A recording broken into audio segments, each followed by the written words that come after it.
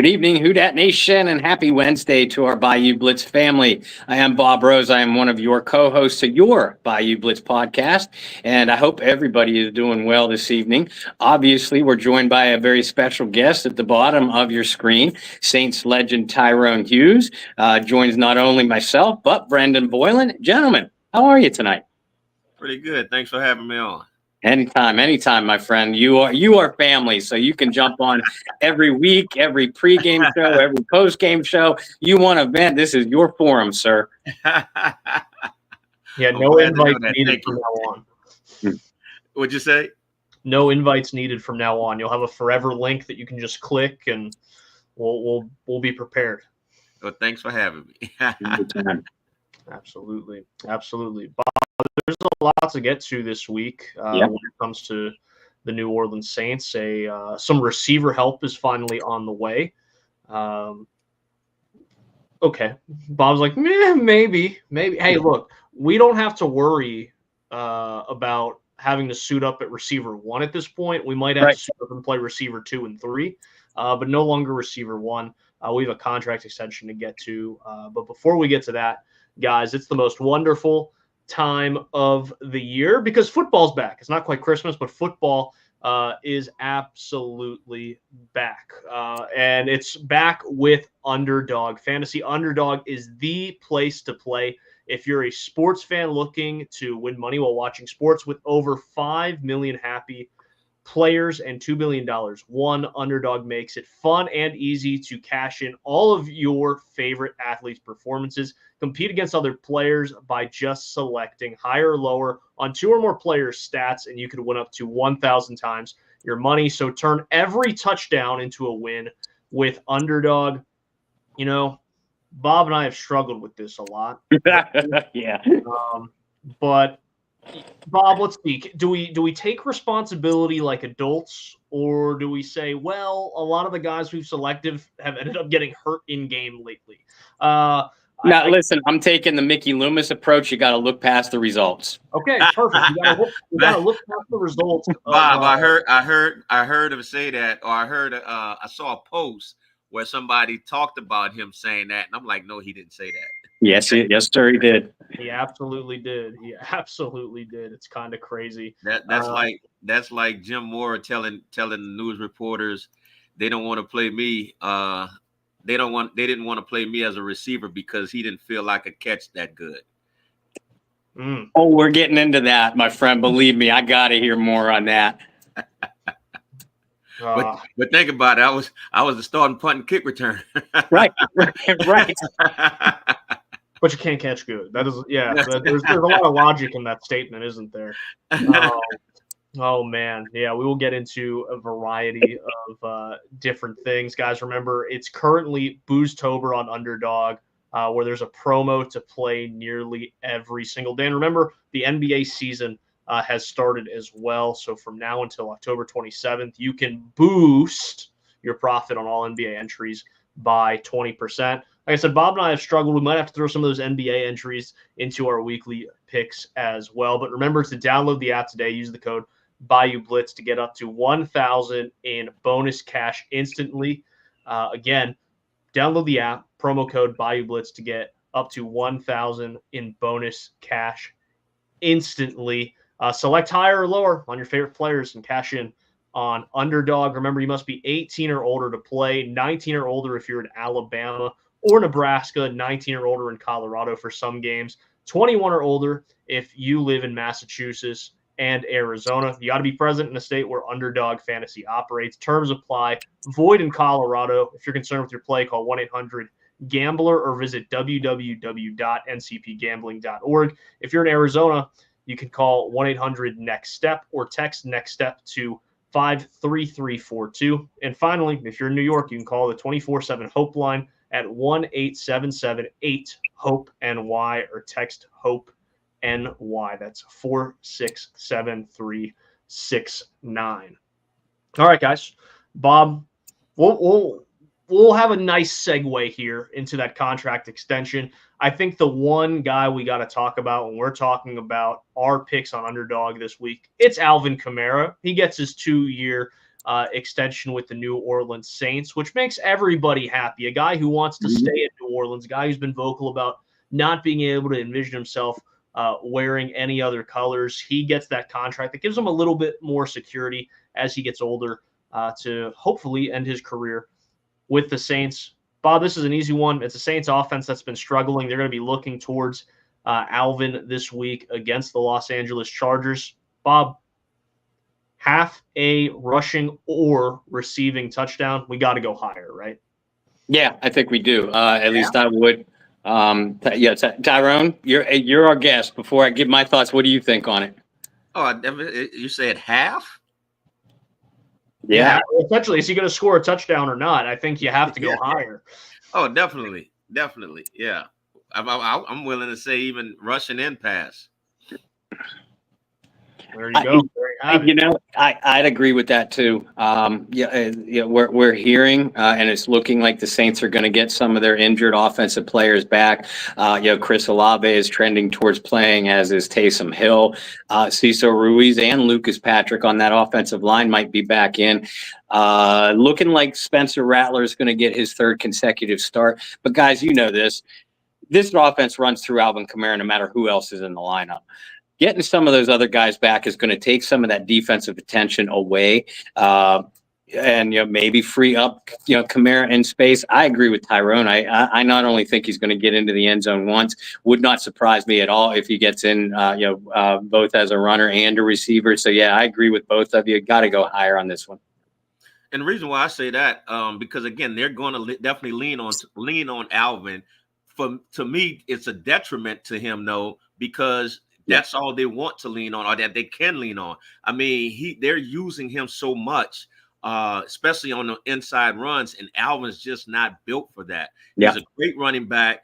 He's a great guy to, bring in a big. I've always said all this season. I mean, even before the season started, Taysom Hill. Forget all of these other positions. Make Taysom Hill your starting eye back, because he looks for contact. Let him be that bruiser, and then allow Alvin to come in to where he can run outside, run the screens, run the draws, line up on the slots or what have you. But he's not having all of those inside carries on a consistent basis week in and week out. Fortunately, so far, he's been fine. But if you look at it over the years, he's gotten hurt from all of those carries, basically being on the inside. Yeah, and listen, it's coaching 101. You want to utilize the best attributes of your players as often as possible. And like you say, Alvin is best in space, so you want to get him off tackle. You want to utilize him more as a receiver. And Brandon and I have said multiple times, I don't even know how many times, Taysom Hill is this team's best inside runner. I don't care who else is on the roster. So again, coaching 101, Taysom's missed the last couple of weeks, but when you have number 7 in the lineup, you batter those defenses inside. You make those safeties come up, then you make those linebackers pinch inside, and boom. You got one-on-one blocking on the outside for 41, and you let him go to work. Exactly. I mean, and I think, one of the things that you guys, that I'm glad to hear you saying that some of these guys are coming back. When the Saints started off 2-0, all of the fans were talking about the Super Bowl and everything. I said, wait a minute, understand, it's a long season. And at the beginning of the season, on a couple of radio shows, I had already said, if one of the Saints linemen goes down, they're in trouble. And it just so happened to be the main one, McCoy. I said, and you could see how that changed Gary Kubiak's entire game plan. And then the next guy to go down was Taysom Hill. So now you done got rid of packages for your tight end, for your quarterback, for your running back, for a fullback. So that then took out a lot of your playbook on what you're going to call, because Taysom's not in there anymore.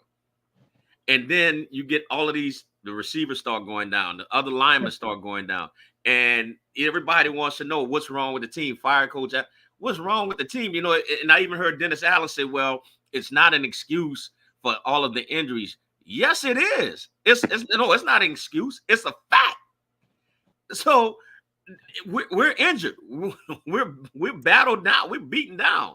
So that is an excuse for, or a reason for, why the team can't perform. The problem that I have is that the Saints had not, over time, gotten better backups to the guys that they have as their starters. And that's where I blame Mickey and Dennis, and not even Dennis because Sean was there, but Mickey and Dennis Lawson, those guys, because they should have started getting this stuff done a long time ago. Yeah. I always said 3-4 years ago, the Saints should have started rebuilding. They should have got rid of Alvin Kamara. They should have got rid of Demario Davis. They should have got rid of Cam Jordan. People was jumping on me. No, you getting rid of our best players. And what you trying to say? They're not good? I'm like, no, I'm not saying they're not good. They couldn't get traded if they weren't good. The point is you're going to get a lot more from them back then than what you would have now. And with all of the injuries, now that is starting to come back and hurt them with all of the injuries that they've had. Well, I want to ask you this, and it's a good way to get into this conversation because Bob and I say all the time, even as long as we've covered the team, we can only give our listeners and our viewers a certain perspective on this team. We can't give the same perspective on what happens in a locker room as someone like you can.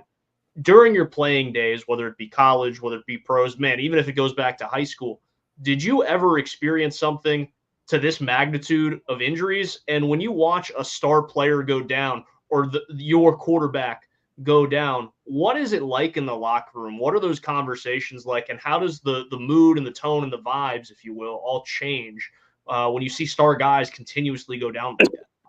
And I'll tell you this, and I've never seen anything to the magnitude that the Saints have had, and definitely not to the magnitude of how often over the years they've had it.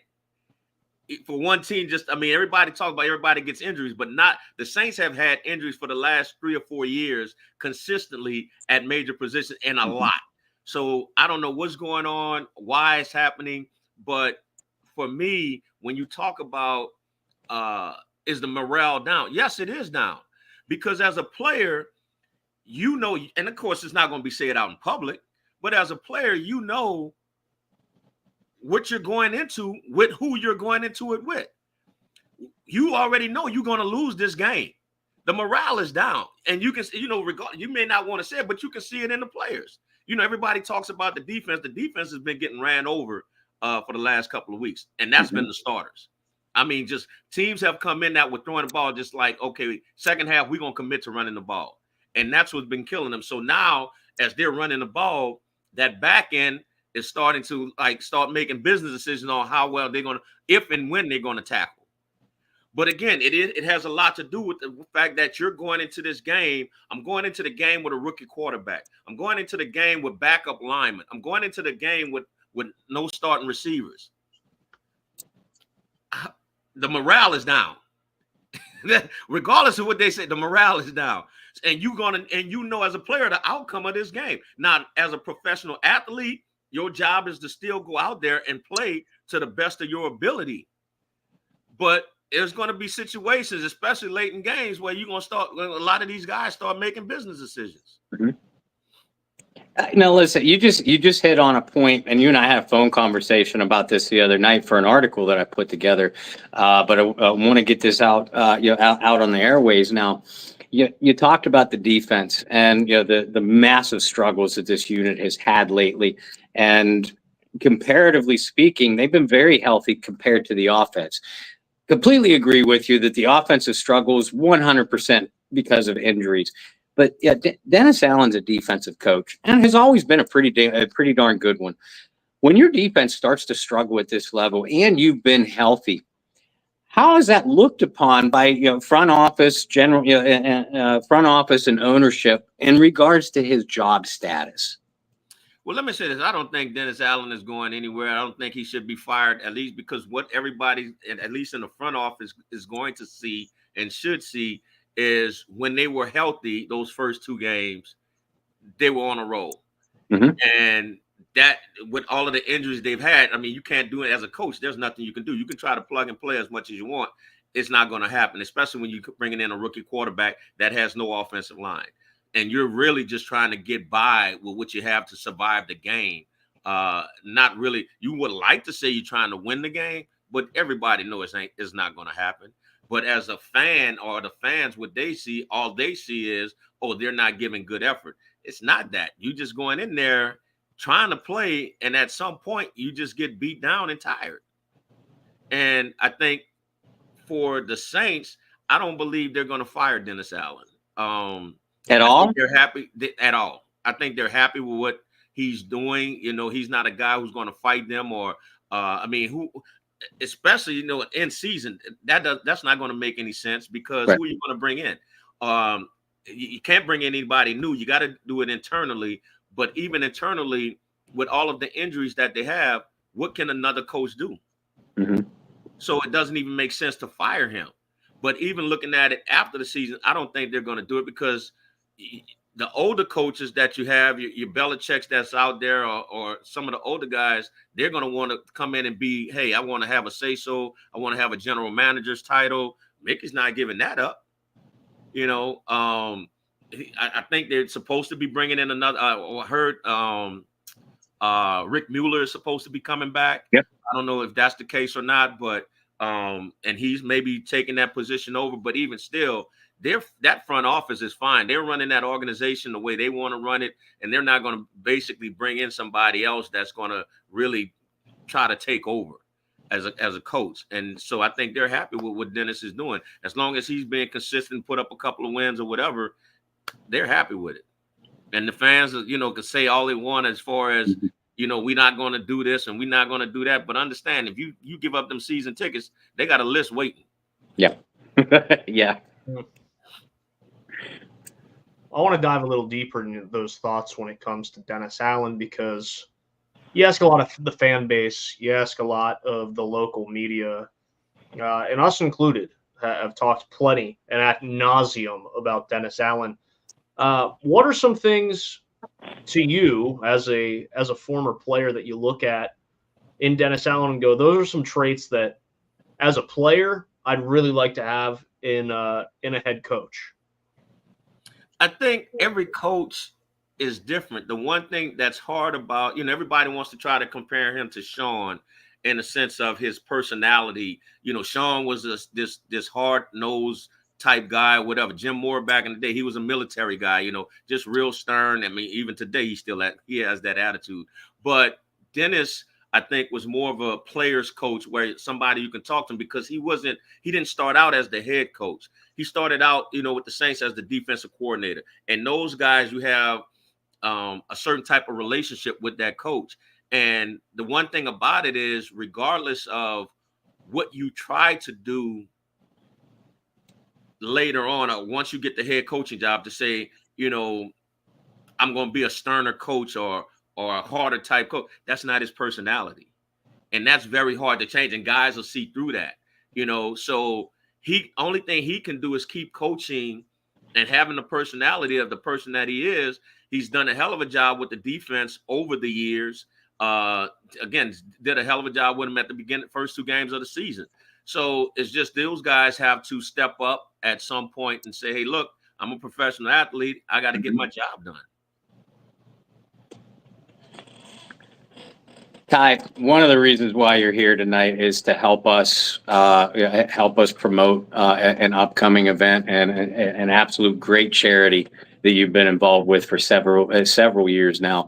The 11th annual Go Black and Gold Celebrity Fan Cruise. Now, you know, we at the Bayou Blitz, this is our first year, and we're honored to be a part of the promotion. Y'all coming on? Well, you know what, my wife Lauren and I were scraping our pennies together, and we're going to do our best. But we've been working with Shireen DeWalt, to promote this this event for you guys. It's called Get Checked or Checked Out, to help improve lives by building community awareness for mental health and physical health, advocating for early diagnosis for cancer, diabetes, and heart-related ailments. The mission is to focus on the total person, body, mind, and spirit, and to link families with the resources that they need. One of the annual fundraisers is this original Go Black and Gold Celebrity Fan Cruise. This year's cruise, folks, is scheduled from March 27th to the 31st, when it arrives back to the Port of New Orleans. The cruise is an annual event run through Seven Seas Travel. So contact Seven Seas or Shireen DeWalt for ticket info or sponsorship opportunities. You can also do so through the Go Black and Gold Charity Celebrity Cruise fan Facebook page. That's a mouthful for me to say every week. But I mean, this event, it doesn't just cover a great charity. But it's also an ultimate fan experience. I mean, beach Olympic events, putt-putt contests, trivia, and dining with greats like yourself, Delvin Breaux, Michael Lewis, Lance Moore, and a few others. So, we are proud and honored to be a part of this promotion with you guys. I can tell you guys are going to have a great time because Shireen they've been doing this. I think this is going to be the 11th year, if I'm not mistaken. This is only going to be my 3rd year. Michael Lewis and Lance, I think, have been going this all 10 years or 11 years. But the first time I got on it, I enjoyed it, had a great time. And it's like a lot of the fans that are on there have been coming since the beginning. So they all kind of know each other. They have the hangout spots on the boat. We do a lot of Q&A events. We do a lot of interaction with each other, with the fans. So it's not just the fans coming on the boat and us. We're on there. We're actually interacting with them, having conversations with them, partying on the boat, having a good time, eating dinner with them every night. So it's a good chance for them to get to know us and for us to get to know them, and we enjoy it because they've been doing it for so long. It's almost like family with everybody now. Awesome. And Delvin talked a little bit about this with us a few weeks back, but I think I forgot to ask, is it a highly structured event? Like, this event's going to go on at this time, that event's going to go on at that time, or is it pretty laid back where you guys are just essentially all hanging out for the duration? Bob, repeat that. You froze up for a second. Oh, I apologize. Can you hear me now? Yes. Yes. Okay. I was curious whether the cruise, for the most part, is a structured event, like this event going on at that time and that event going on at this time, or is it pretty laid back where you guys are just kind of chilling out for the 3 or 4 days that you're together? No, it's actually structured. It's very structured, and it's all about the fans being able to have time with us. So, like we said, we have the putt-putt. We have a nightclub night. Where we're doing a Q&A. We have a Q&A during the day in the afternoon. We do a lot, especially when we get to Cozumel. We do a lot on the beach. Everybody kind of will be together on the beach. Everybody goes their own way to do like the excursion, jet skis, or the banana boat, or whatever they want to do. The parasailing and all of that. So there's a lot to do once you get to the beach. But we all go together and we all hang out together. Last year, the guys and I don't know if it was the guys against the girls or the players against the fans, but they started playing volleyball. I laid in my chair because I got bad knees. Mike Lewis and them, Mike's still young, and he's old. He's as old as me, but he's still young at heart. But the people that come, the fans that come, they really do enjoy it and have a good time. And we do a lot together, like even with the putt-putt, which we won last year, me and you, Land, with the belt. We won the putt-putt last year. But they always say we cheat, and I don't know why. Michael Lewis, but we won the putt-putt. But it's grouped off with teams, with a celebrity, with a player, and we have a good time. Like I said, dinner is always. You're eating at the table with everybody, and we're not all at one table. As far as the players, we're not at one table every night. Usually, the last night, Shireen will do an auction for each one of us to where we can sit at a table with a particular group if they decide to bid on us or whatever. So that's another way that they kind of raise money while we're on the cruise. So I mean, it's a great time that we have. Wow. Sounds great. I've never been on a cruise. I think I said this with Delvin too. I don't know. I feel like I get a little claustrophobic on a cruise, but if there's a time to give it a shot, I think it's this one. Definitely, definitely. Because, like I said, I mean, it depends on the cabin that you're in. We have the cabins with the balconies out there. Just be careful because it gets rocky sometimes. You don't want to fall overboard. But I mean, it's really nice, and we have a good time. And like I say, everything is done and kind of coordinated. Shireen them do a good job of coordinating everything and people being there on time. But then when we have our free time, and most of that, even at that free time, we're at this one spot called Senior Frogs, which is a bar that everybody kind of hangs out at, get their drinks or whatever, and enjoy their time. And listen, from your playing days on, you are a true New Orleanian.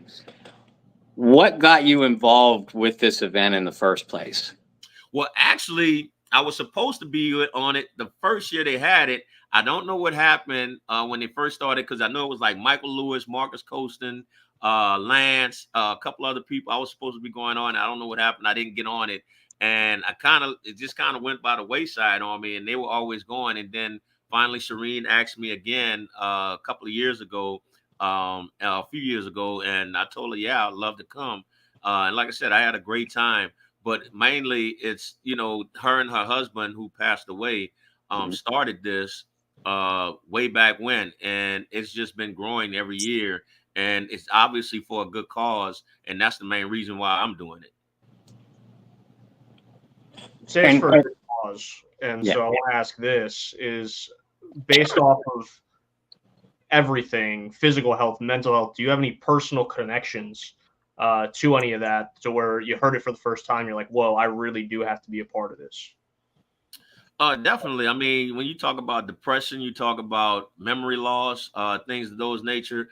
They kind of address all of that. I hadn't been through their program, but there's things that I found out, I learned over time, and that was one of the reasons why I joined it, because I'm always trying to help promote, especially within the Black community.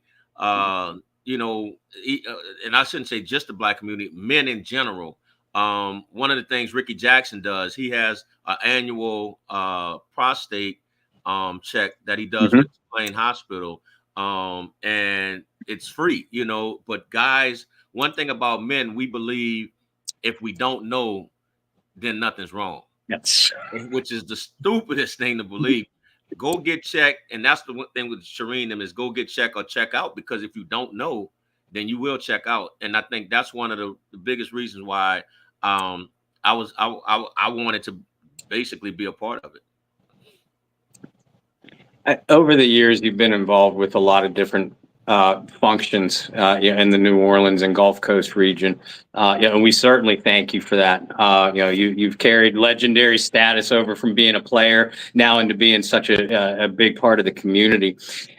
In your opinion, does this event have more fan to player exposure than some of the other events that you've been involved with?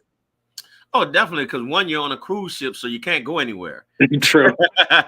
You can't go anywhere. And like I said, everything is organized and structured to where it's not just the fans spending their money and coming on a cruise and just doing whatever they want and not seeing the players or not talking to the players. They're actually interacting with the players on a consistent basis. We do get our free time from time to time on there, and Shireen makes sure of that.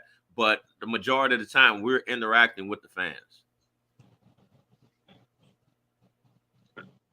I want to switch back to some of your playing days, because we're starting to see some things in the comments about some good memories of some of the fans and you. So I kind of want to tie this into your career and then a modern player for the Saints, even though he's out for the season, Rashid Shaheed. Both you guys, such electric players, right? In the return game, offensively. I want to ask, what pressure comes with that? When in the back of your mind, if the team needs a big play or an electric play, they're looking for you to do it in one of the phases of the game. So what kind of pressure comes with that? And then two, what kind of joy comes with knowing, like, man, I could really be a game changer week in and week out? Well, for me, I've always one of the things for me that made it so easy, because I never felt pressure. Everybody talk about punt return and kick return. I never felt the pressure. I always enjoyed it, embraced it, because it was something that I did since playground. Me and this other guy, Roderick Adams, I remember playing playground. We were always every age group as we got up in playground, we were always the kickoff returners. We didn't do much punting back then, but we were always the 2 kickoff returners. I get to junior high, I really didn't play much. I was the punter in junior high. My senior year, and my junior year in high school at St. Aug, I ended up returning a punt. Coach Burns comes in my senior year, reads a book called The Delaware Wing T, and made that offense specifically for me.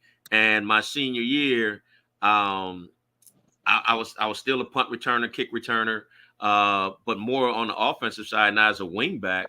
And by the 3rd game of the year, and now keep in mind, I only played maybe 1 or 2 games, or got in 1 game actually my junior year in football. I started at St. Aug in baseball, and that's what I went there for.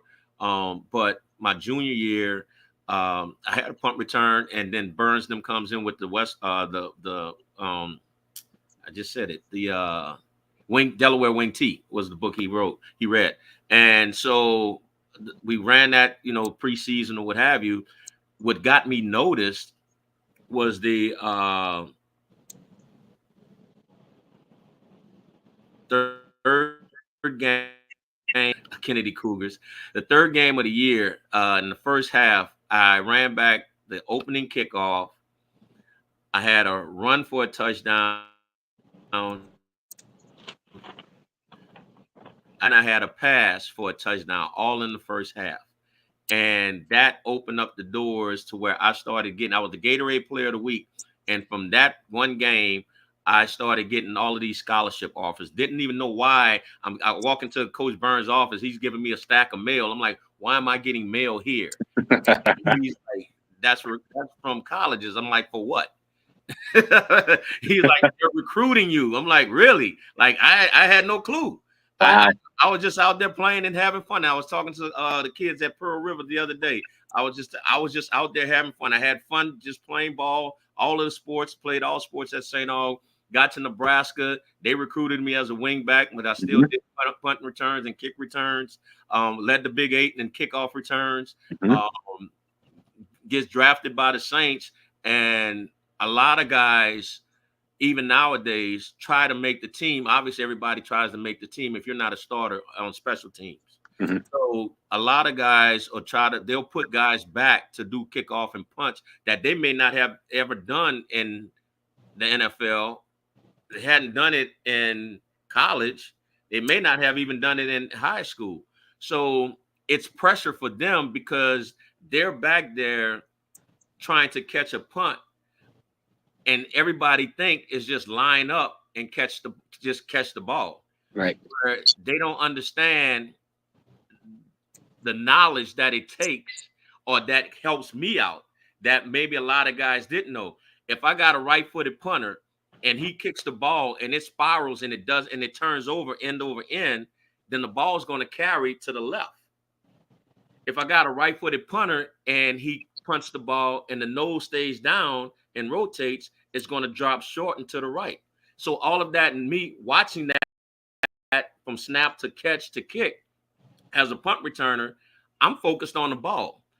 Also, I was never one. Sometimes you see guys who would try to take a peek down to see if they had room to catch the ball with. I always had a feel. I could tell which guys were my guys and which guys were the other team's guys that when I would need to make a fair catch. Because again, I just had that feel, and I'm being able to still focus on the ball. I didn't have to look down. Now I'll say this: the minute the ball snap, I see it kick. The first thing I'm going to do is see where those gunners at. If they got good releases or not, then that at least tell me. Now I'm thinking, okay, is it a short kick? I got to run up for it, or do I have to run back for it? All of this stuff is going on while the ball is in the air. And a lot of guys don't know that. They just get back and say, okay, I'm going to catch the ball, because they're not taught that. And it is kind of simple just to get back there and do it. But those are the things, if you notice those things, it'll help put you in a better position to ensure the catch. Now, you mentioned being a wingback starting receiver at Nebraska. Coming into the '93 draft, Were you pretty aware that teams were looking at you, obviously, as a terrific punt returner, kick returner, but were you pretty aware that teams were looking for you as a defensive back rather than an offensive player coming into that year's draft? So Bob, this is what happened. Coming out of my junior year, in my junior year, we played against Colorado, minus 15-degree weather. I ended up getting the punt return, got tackled, and I broke my wrist. The cast was above my elbow for a couple of weeks. When they removed it or moved it down below my elbow, it was around the time of the Nebraska-Oklahoma game. So we're talking about Thanksgiving, which is always we playing either for the Orange Bowl, Big 8 championship to go to the Orange Bowl or national championship. And Tom Osborne came to me. He said, "Well, look, you can't play on the offense because I had the cast was still around my hand, so I couldn't catch the ball with my fingers. But he said, I'm not going to put you on punt returns, but I want you to go back and do kickoff returns." He said, because if you drop the ball, you got time to pick it up. And so I did. I had a couple of kickoff returns. I had one in the second half to start off the second half. I think I got out to like the 30 or 35. We went on to win the game. And going into the bowl game playing against Miami that year when they had Kevin Williams and Kevin Smith, Kevin Williams, Lamar Thomas, Horace Copeland, 2 6-foot guys. Kevin was the fastest, and me was going to be on the bench. And I'm like, I'm not going in this game on national television and just sit on the bench and do kickoff returns. Like, no. So I went to my defensive back coach, and I told him, I said, well, hey, Coach D, why don't you let me play on the defensive side of the ball? I could still cover with the cast on. So he thought it was a good idea because I was one of the fastest guys on the team. So he said, okay, we'll give it a try. And we went and talked to Coach Osborne. He was kind of hesitant at first. And he said, well, let's see how you look at practice. And of course, I was one of the fastest guys on the team. So I knew the receivers I'm covering, my guys, wasn't going to outrun me. So I'm just playing press man. Didn't have any technique or anything. Coach Darlington said, don't worry about it. You got that cat. That was how they came up with cat coverage. You got that cat, and that's all you got to worry about. So I didn't have to play any coverages or whatever. I ended up learning them. And I knew them actually from responsibility wise as a receiver. I knew what the coverages were, at least what the zones were. And so when I get out there, we played in the bowl game, and I did okay. Kevin caught a couple of, because that's who I had to cover. He caught a couple of passes. I broke up a couple of passes, and that was basically it. So I come back in the spring before going into my senior year, and I go to Coach Osborne and I said, well, why don't you let me play both ways? And he said, no, Ty, if you play both ways, you're only going to be a 75% player.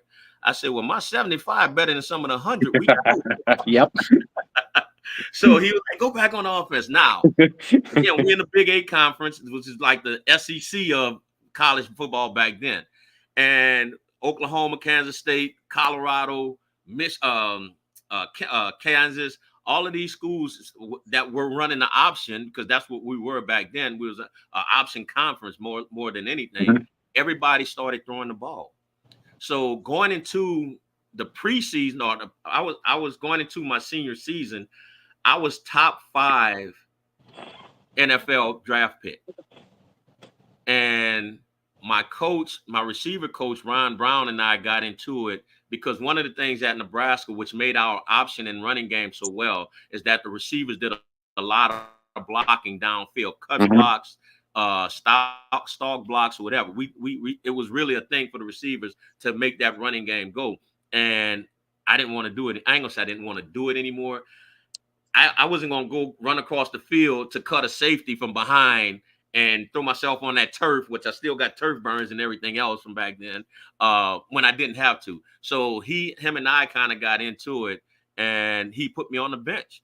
And so all of these teams started throwing the ball. Coach Darlington went to Coach Osborne and said, hey, look, can we use Tyrone if y'all not going to use him as a receiver? Because teams are throwing the ball now. We need more DBs. So there was about 5 games that I actually played defensive back and receiver, which happened to be the biggest games. It was funny that I thought that they did that because all of the big games, with Tyrone, we need you to play receiver and we need you to play DB. All of the weak games, I was sitting on the bench. And so that really kind of dropped my stock. So going into the spring of my senior year, or I should say going into the spring after my senior year, obviously I'm going to the combine because I'm one of the top 1,500 guys out there.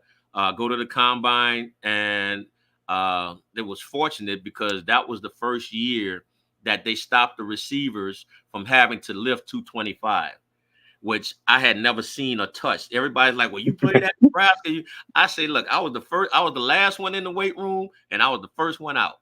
Now, squats, running track, and all that was my thing. Leg work, I'm gonna do. But as far as I'm benching 225, I probably got to 185. But I was cut. I had the tone, I had the definition. I looked good, but I wasn't lifting no weights. So I go to the combine. Of course, back then everybody knew that turf was slow. I just didn't realize how slow. I ran like a 4.5 40, and so that helped drop my stock as well. I come back for our pro day, and which we had back then. Nebraska was one of the top teams. Well, you had like maybe scouts from like 20 something teams was going to be at our pro day. You ain't gonna see that now, but back then it were. So we had our pro day. I go to the trainer, George Sullivan. I say, George, I get up that morning, George, I'm not feeling good. I don't know what's wrong. They take my temperature. I have a temperature of 103. And he said, I can get you out of everything, which George was really well respected, not just in college, but in the NFL too, as a trainer. He said, look, I can get you out of everything, but you got to run your 40 because you didn't do well. And everybody knew I didn't do well. So I said, okay, that's fine. And this particular year, we had an electronic clock that we would run on for our pro days. And we would run side by side. So we literally were racing each other, which would give us a faster time. Well, this year, the scouts decided to get us off of the clock and bring us down in the next corner to where they were going to time us handheld. So now, and they were letting us, we were only running one at a time, not against each other. So now that makes it a lot harder. But what we did, or what I noticed on the other end of the field, same side we were on, the guys were running a 300-yard shuttle where they'd go 25 yards, come back 25 yards. They'd do that to the goal line and back 25 yards. They'd do that 6 times. So what we started doing is saying, hey, look at the guys down there, because we were starting at the goal line running out to the 40. We look at the guys down there when they touch, and this was linemen. So I said, we were like, when they touch the line and go back, because we took our own time as far as when we were going to run. Yeah. So what we would do is once we got down, we'd wait till that lineman in the corner of our eye got to about 10 or 15 yards out. Then we take off. And as you're running, you're looking out the corner of your eye at that lineman. So that way you're trying to go catch him. And so that's how a lot of us started running it. So when I ran after each run or each 40, they were giving the guys their times.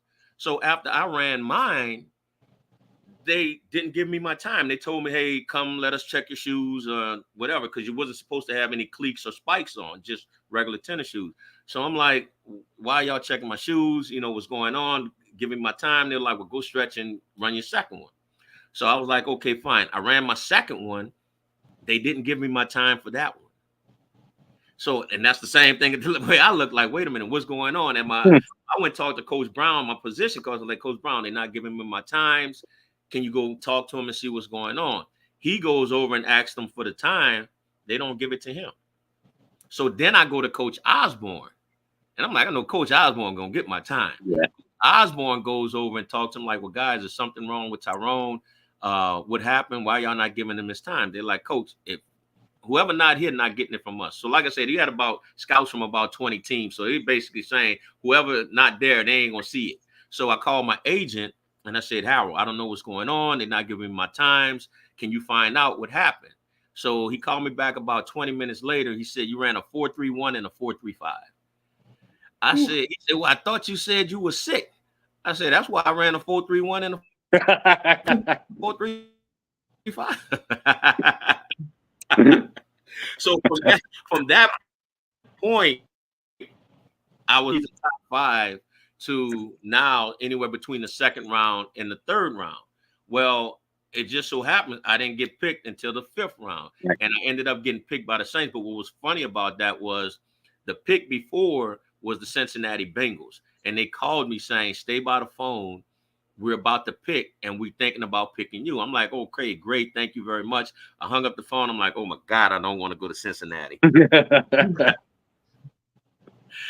and so at this point, it's the draft is over, and all we're looking at is the bottom line, what they call it, the ticket that's scrolling across on ESPN at the bottom, and they're showing who's getting drafted and what pick they're going. And I hung up the phone, and next thing I see is Cincinnati Bengals selected so and so, and I'm like, well, okay, they didn't pick me. That very next pick, I get a call from, I think it was either Kuharic or Jim Miller, saying, "Congratulations, you're going to be a Saint."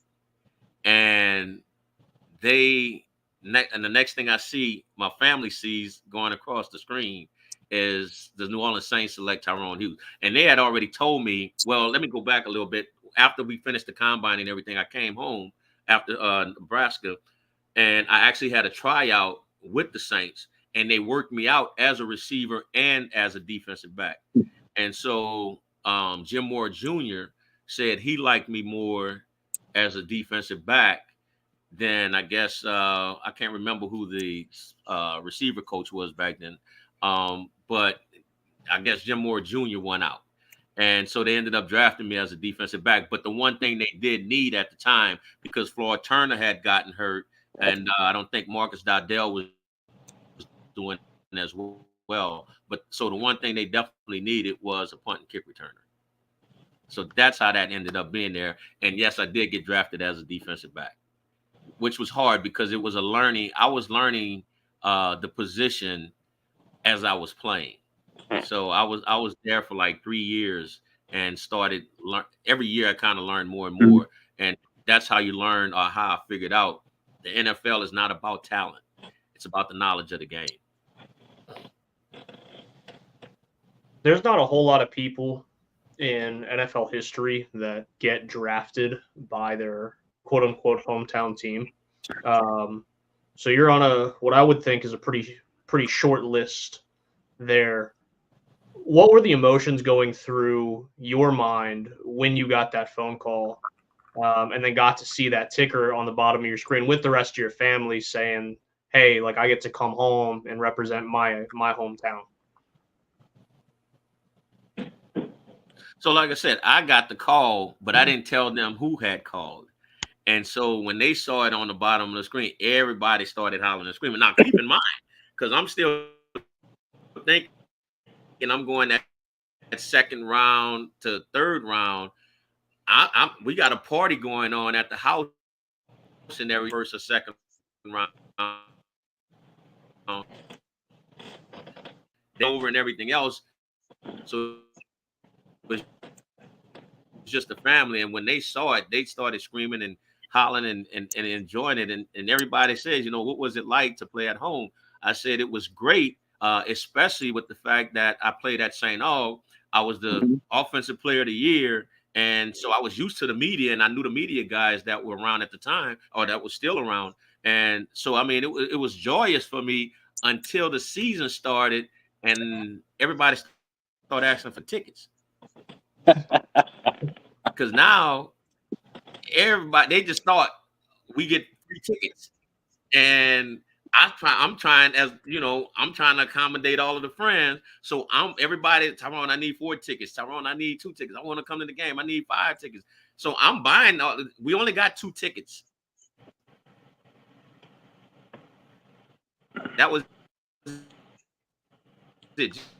Just 2. And it was just 2 tickets in the. So I'm buying all of these tickets and stuff, and my mom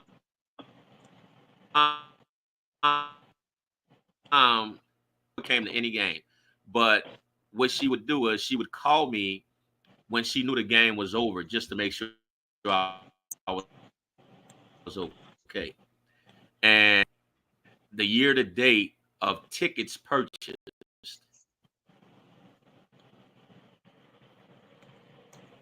and she went off. Don't worry about it. Tell them to call me.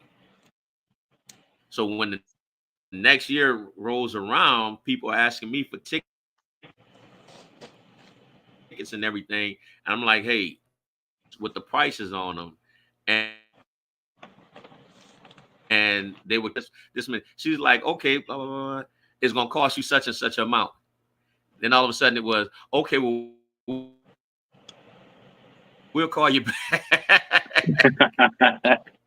So from that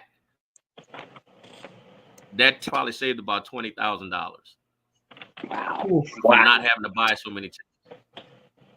Because they didn't want to pay for them. They wanted me to pay for them, but they didn't want to pay for them. Listen, Tyrone, I want to get your thoughts. Paulson Adebo is going to be out for the rest of the year, like Brendan mentioned before. So we're going to see a lot more of the rookie Kool-Aid McKinstry. Now, unlike what you had to deal with when you first came into the league, because like you said, you were basically cross-training at receiver, quarterback, before you ultimately ended up at cornerback. But outside of that, you're both in the same position. You're both kind of thrust into the fray as rookie cornerbacks. You had some nice success. You're both great athletes. You had a couple interceptions, actually more than 4 or 5 interceptions over the first few years. If you're sitting down with Kool-Aid, what kind of advice are you giving this young man? And if you're DA and those defensive coaches, how would you use him to make sure he doesn't get overwhelmed?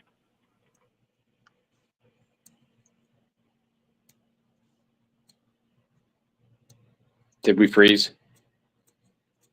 I think we might have lost Tyrone. Can you see it? Can you see me now? There we go. Yeah, I can see you now.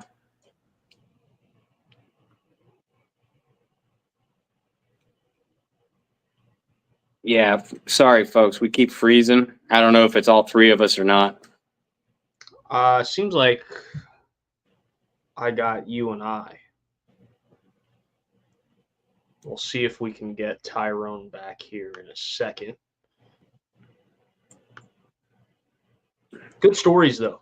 Oh, yeah. A lot of good insight there from Tyrone. Like I said, we'll see if we can get him back here in a moment with some of the technical difficulties, guys. As we wrap up the evening, if you have any last-minute questions for the Saints Hall of Famer, you just drop them in the chat. Bob, some of your biggest takeaways from our conversation so far with Tyrone Hughes? Well, I tell you, and again, he and I spoke on the phone the other night, so I had a very good idea where he stood upon, as far as Dennis Allen's job status. Everybody's going to have their various opinions. I was a little bit surprised, to hear him, say that at least at this point he doesn't think that Dennis Allen is going to be let go at the end of the season. Now we still have 10 games to play itself out in one direction or another. But I mean, he brings up some great points, folks. And, we know, as Brendan and I keep telling you, regardless, if you're on the side of the fence of, Dennis Allen needs to be fired and blah, blah, blah. And I've made my opinion known too. The Saints just don't do it in season. And as Tyrone said, if you're going to make the move in the season, who are you going to replace him with that's going to be any different? And then after the season is a whole other chapter, to the book. So you got to get through this chapter first, which is the 2024-25 season. I'm like him. I am interested to see how this team rebounds now that they're going to get some of their offensive players back. I mean, you're still going to be without Adebo. McCoy's a sideline for at least a few more weeks, and you're without Shaheed for the rest of the season. But as you get these guys back, I think it's especially important for Spencer Rattler. I don't think it's fair to evaluate Rattler's performance in the first 2 weeks because he had no offense around him. Last week, he's on a short week. I can't wait I don't know about you, I can't wait to see him on a full week's preparation once the game plan is put in, especially getting an Olave back, a Ruiz back, a Taysom back. That's what I'm thinking that I'm most looking forward to. Yeah, me as well. It looked like we had Tyrone in there for a second, but dipped back out. We'll see if we can get it all worked out here. I think for me, the biggest thing with Spencer Rattler in the offense is, like you said, I mean, I think especially last week wasn't fair to evaluate Spencer Rattler. I mean, I brought up the stat earlier in the week that like the advanced metrics were like 2.5 second average from snap to time getting hit or ball being released because of pressure. Like that's unreal. I don't care who you are. But no offensive line, no receiving weapons. And here's Tyrone Hughes coming back. We'll bring him back in. There he is. Technical difficulties all worked out. I don't know if it was on my laptop or what. I just got on the phone. I'm sorry about that. Hey, it's no problem. Look, this particular website and software, Bob and I can both vouch, has its bugs very frequently. So it's no big deal. Happy to get you back just for the last little bit that we had. Bob, I know I asked a question about what you'd be saying to Paulson Adebo if you were on the coaching. Kool-Aid because of the Paulson Adebo injury. What you'd be telling the young rookie as he's expected to get a lot more playing time throughout the rest of the season? Just go out there and play. I mean, work hard in practice. Understand what you're doing, and through practice, so that when you get on the field, you don't have to think. You can just react. Because as a corner, if you're thinking and you're not sure about what the coverage is, or you're lining up and you're not sure, you're not going to play well. You have to be on the defensive side. You have to be able to go out there and just play loose as possible without having to think about what's going on or if you're doing the right thing. And so that's where he's going to have to learn a lot of stuff doing practice, but let his experience or his talents take over, which got him to be the first round draft pick coming out of Alabama. It's really from Alabama to the NFL is a difference, but the caliber of players is not that much difference as far as the talent. It's based on the knowledge of the game. And so what he has to do, because he doesn't have that knowledge yet, is have the coaches be able to teach him what's going to be coming, because they're going to try to pick on him. But his talent, I think, will help him get over if they don't put him in too many situations where he's constantly thinking. With the injury to Rashid Shaheed, the Saints are going to have to look elsewhere for return men. We have seen, actually, Rashid Shaheed on this list as well. We have seen the Saints kind of almost stumble into some very successful return men over the last few years. Deontay Hardy or Deontay Harris, and then Rashid Shaheed following him. And I mean, you could go date back through Saints history. You had mentioned for some guys, they get thrown out there. They're just like, oh, I'll catch the ball and we'll do this and we'll do that. For a guy who has an opportunity to kind of make his name in the absence of Rashid Shaheed as a return guy, what are you encouraging him to do, especially when you have a special teams coach like Darren Rizzi, who's so well respected throughout the league and brings so much knowledge? Well, again, it got to go back to leaning on the coach to get that guy prepared and ready to go, to make it as easy as possible, or to make him as comfortable as possible about going out there and as confident as possible, because that's the main thing as a returner. You got to be confident in what you're doing. You can't be worrying about getting hit. You got to be focused on that ball, but you got to have the confidence to know your guys are blocking for you, or have an understanding of when you're watching film, learning the hang time. If it's a punt return, learning the hang time of the punter, and how if he's averaging 45, 50 yards, where am I going to line up at? If he's hanging the ball, or if it's hanging up there a lot longer than what I'm expecting, then I know I need the fair catch. Or if he out kicks his coverage, I know I got time to go and catch it and still be able to return it. A lot of thinking and a lot of film study goes into returning a punt. It's not just lining up to make it easier for the returner. Let me say that. It's not just lining up back there and catching the ball. That's the easy part. The hard part is knowing everything else that's going on. Tyrone, as we close out, I want you to please tell our fans one more time about the Go Black and Gold Celebrity Fan Cruise. But before you do, you, Delvin Breaux, Michael Lewis, Lance Moore, Courtney Roby, y'all are going to be on this cruise. This three of the greatest return men in Saints history. And I wonder how that happened. I don't know how that happened because, like I said, you had Lance, you had Coast, and those guys were there before. But yeah, Courtney ended up being on there. Michael was already on there, and I got on there, and then Delvin came the year after me. Who's the best returner? You? Of course. Beer man? Of course. Now, Mike, I say him because he broke most of my records. And we both actually, I think he has the most. I think he has the record, I think, still for most kickoff return yards in a season. And then I have it for most kickoff return, both combined and punt kickoff return yards in the game. So we were kind of going back and forth on that. Everybody wants to know who was the fastest. I think Mike might have been a little faster. I don't know. We never did get time or able to race each other. But I mean, it's always a competition with us, but we enjoy it. Do you guys have that kind of friendly banter on the cruise when you guys are kind of laid back? The whole time we on the cruise, anytime we get around the fans, they love hearing us going back and forth. I absolutely would love it. Tell our fans, especially the ones that are interested, how to go about looking into getting a cabin on this cruise, why they should do it. Like I said, it's the Go Black and Gold Celebrity Fan Cruise. It sails Thursday, March 27th to March 31st, leaving out of New Orleans.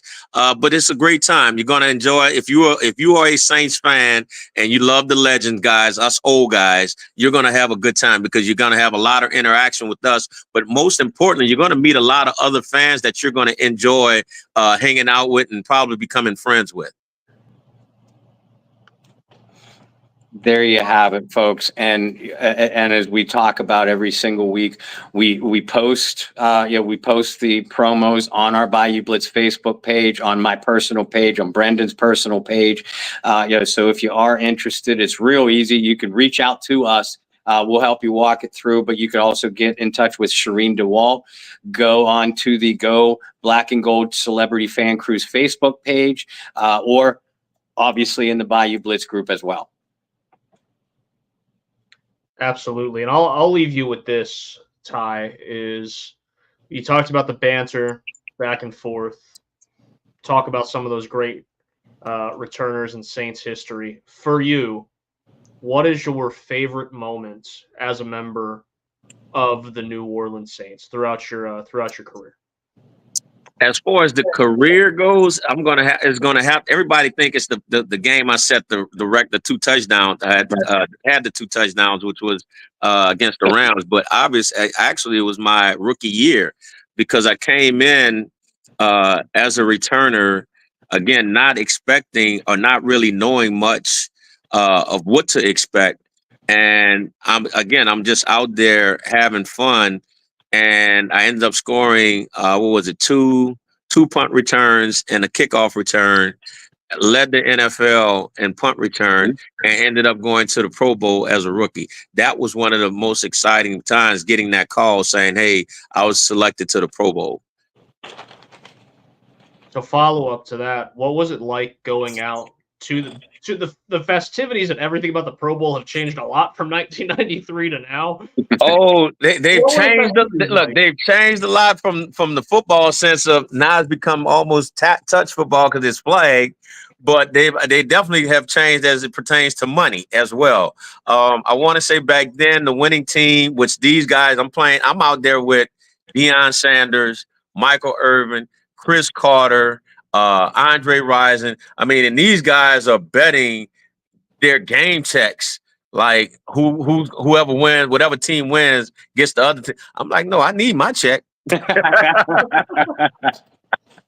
I was like, I need, and back then it was the NFC and against the AFC. They didn't mix them up, and so again, I'm in practice. I'm out there covering Jerry Rice, Steve Young's out there. So I mean, it was an honor just to be out there, and I had a good time. And again, you're in Hawaii, and one thing that I want to say real quick, which was kind of crazy, but came full circle. My rookie again, I had 3 touchdowns during the season, but my very first touchdown was my rookie year when I came into the league. We had that kickoff, when you go overseas. We went to Japan and we had the NFL kickoff in Japan. Now I had just came back. I had just played in December with Nebraska against Kansas State in the Coca-Cola Bowl, which was in Japan. And that was in December of 1992. July of 1993, I'm flying back to Japan. I scored on a punt return in Nebraska against Kansas State in that game, the Coca-Cola Bowl in Japan. And we played the Philadelphia Eagles in that game. And I dropped the punt. I caught the punt and returned it for a touchdown, and then came back the next play and muffed it. I didn't turn it over, but I muffed it. But everybody started saying nobody needs to race him in Japan. Because and from that game, I ended up getting. Now I hadn't even made the team. Again, this is preseason. I hadn't made the team, but I ended up getting the player of the game. And the player of the game, what I received for being the player of the game was 2 first-class tickets to Hawaii at any time. I needed it.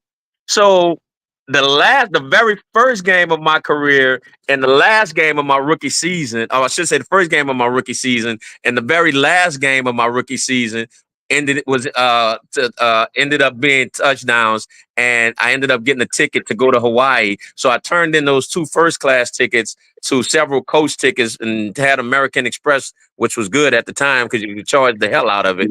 I had all the family come over, and one of my best friends from college. We ended up having a great time, had a whole week over there, and just enjoyed it tremendously. I wish I could have gotten back, but the way they're doing things now, I mean, they took it out of Hawaii. It's in Orlando. It's flag football. I'm like, I don't even want to go. I wouldn't want to go.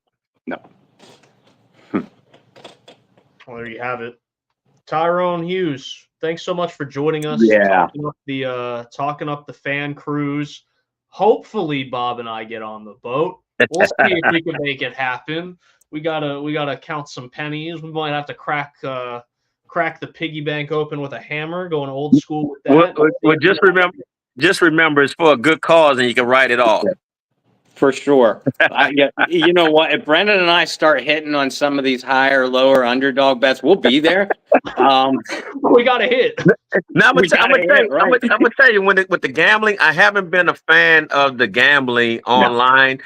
But I have started getting into it because I can't do the bet $100 and win 200 or 3. I'm like, nah, that ain't good odds to me. So I take all of the parlays that's possible. So the last couple of weeks I've been doing these 19 and I'm not gonna say the site I'm on. I've been doing these 19 and 20 pick parlays with college teams and the 16 picks with the NFL games. And of course, with the parlays, you got to win all of them. But like today, I did it and I bet on 19 teams and it cost me 67 cents. And if I win $100 and something thousand. Wow. Hey, I mean, shoot, right? Hey, it's like playing the lottery. It might be better because I'm only doing the spread. I'm only doing the spreads. I'm looking at the teams that do the spreads, and it's killing me because the last 2 times I played, and even this past Sunday, I did the NFL game. 2 teams at Atlanta killed me. They lost. 2 teams lost out of the 16 that could have got me. I could have paid. I think one I think it was 30. No, it was 40-something thousand off of a $2 bet. Wow. Hey, like I said, shoot or shoot. Keep doing it. At some point, we're gonna hear Tyrone's gonna win. We're gonna hear it at some point. Yeah, but look, hey, 67 cents to win 100-something thousand. I don't mind losing that. No, no. Absolutely right. Listen, Tyrone, we got to do this more often, but thank you so much for taking some time out of your. I know you're an extremely busy guy. You've made time for Brendan and I anytime we've asked you. And, like I said, for that, you were a legend on the field. You're a legend in the Bayou Blitz community, and we are proud to call you friends. So thank you very much. Hey, thanks for having me. Anytime. We'll talk soon, right? All righty. Bye-bye. Thanks a Take lot. care, Ty. All right. Bye-bye. Tyrone Hughes, Saints Hall of Famer, for my money. And I love Michael Lewis, love Courtney Roby. He was the most explosive punt returner I have ever seen watching the NFL outside of that guy named Devin Hester. Anybody else, I'll take Tyrone Hughes over anybody else I've ever seen. And honestly, a great guy too. One of several former Saints legends. Former Saints players, current Saints legends that y'all will get to meet on the Go Black and Gold Celebrity Fan Cruise. So again, check that out. We're going to continue to promote that because we're honored to be a part of the promotion, but we also believe so much in the cause. No, absolutely. Absolutely. And I mean, some of you guys know that have watched for a long time. My parents had founded a nonprofit for mental health. So you guys know how important that is to me and my family as well. So great cause. Like we said, if you need more information, reach out to us directly, or you guys could go and find Shireen online and you guys can get all hooked up with that. Bob, we do have a game on Sunday to cover. Didn't get to talk a whole lot about it. We will have a pregame show. Right.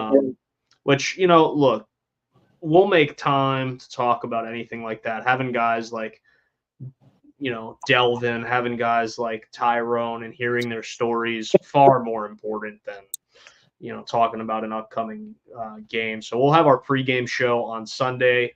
It's the first 4:00 kick of the year, so it'll be a little bit later in the day that you'll hear from us. But Bob, in the meantime, I know you got some articles coming out. I know you got some really important stuff to touch on that you kind of glazed over today. So where can people follow you and your work and get caught up on everything going on with the New Orleans Saints signings, extensions, all the good stuff? Yeah, the news keeps coming. Obviously we're paying close attention to the injury report this week. Hoping for some good news from Taysom Hill, Chris Olave, Cesar Ruiz, Lucas Patrick. Those are the names we're keeping. Marshawn Lattimore. Those are the names we're keeping most eye on.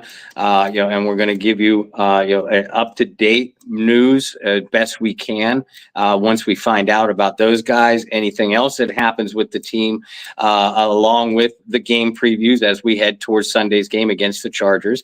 And you could follow my work personally, Bob Rose on Facebook, at Bobby R 2613 on Twitter, X Twitter, whatever you want to call it.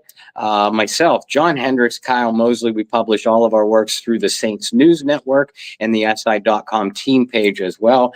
And as we've talked about all night, please follow our Bayou Blitz Facebook page and Bayou Blitz Twitter page as well. It's one of the few ways that you can get keep up with or tune into our live broadcast.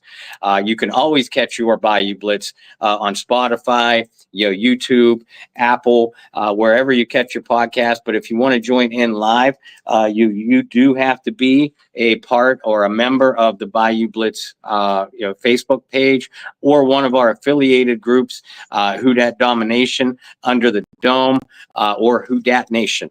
So if you're already a member, we thank you so much for doing so. You're what makes this job fun. If you're not a member or people that are looking to get in touch with the Who Dat community, point them your way. This is your group.